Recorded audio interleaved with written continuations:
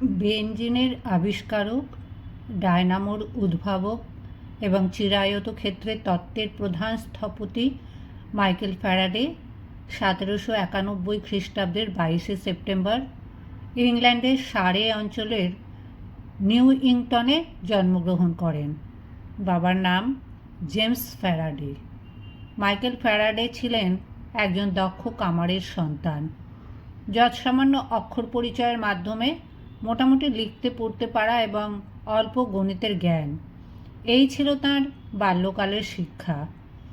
ভিন্ন মতাবলম্বী স্যান্ডিমেনিয়ান উপদলের একজন সদস্য হিসাবেই এই শিক্ষাটুকু তিনি পেয়েছিলেন।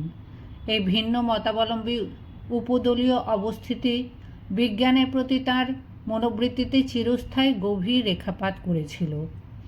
মাত্র 14 বছর বয়সে ফ্যারাডে বেকার স্ট্রিটের কাছে এক বই বাঁধাইকার এবং বিক্রেতার শিক্ষানবিশ হিসাবে নিযুক্ত হন। সেখানেই তিনি বইয়ের জগতের সাথে পরিচিত হন এবং নির্বিচারে সব কিছুই পড়তে থাকেন। বাঁধাই করার জন্য একসময় একখণ্ড এনসাইক্লোপিডিয়া ব্রিটানিকা তাদের দোকানে এসেছিল।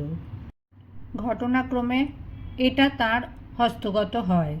এই গ্রন্থে বিদ্যুতের ওপর নিবন্ধের তিনি সন্ধান পান এবং সেটা পড়ে তিনি এতই মুগ্ধ হন যে সেই সময় থেকে বিজ্ঞানের অনুশীলনে নিজেকে সমর্পণ করতে মনস্থ করেন।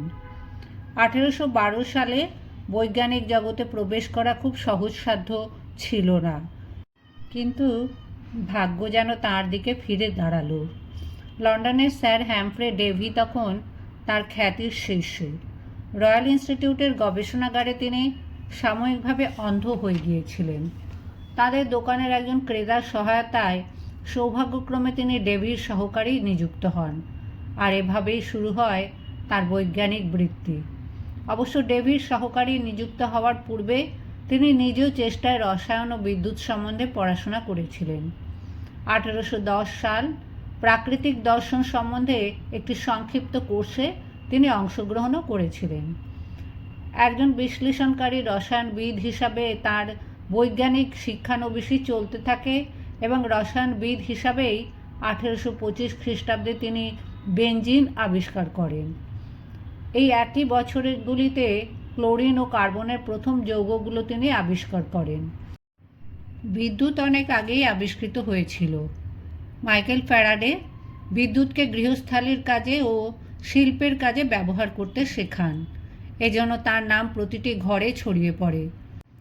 1831 সালে বৈদ্যুতিন আবেশন নিয়ে তাঁর বিখ্যাত আবিষ্কার পরীক্ষামূলক বিজ্ঞানের ইতিহাসে অতুলনীয়।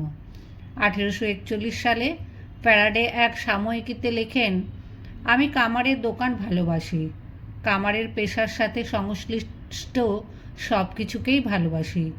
আমার বাবা একজন কামার ছিলেন। তার বক্তৃতা শুনতে সবাই খুব ভালোবাসতেন। তিনি সুন্দর বক্তৃতা দিতে পারতেন। ইংল্যান্ডের রানী তাকে একটা বাড়ি দিয়েছিলেন। 1856 সালে তিনি সেখানে চলে যান। 1865 সালে তিনি অবসর গ্রহণ করেন।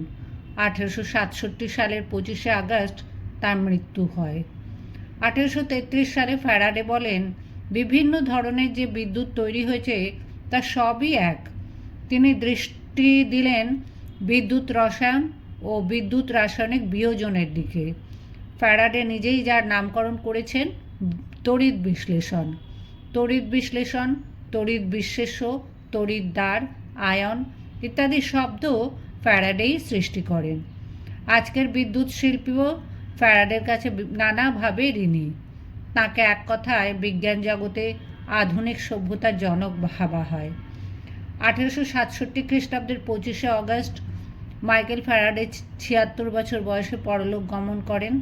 তিনি বছরে 300 পাউন্ড করে পেনশন পেতেন।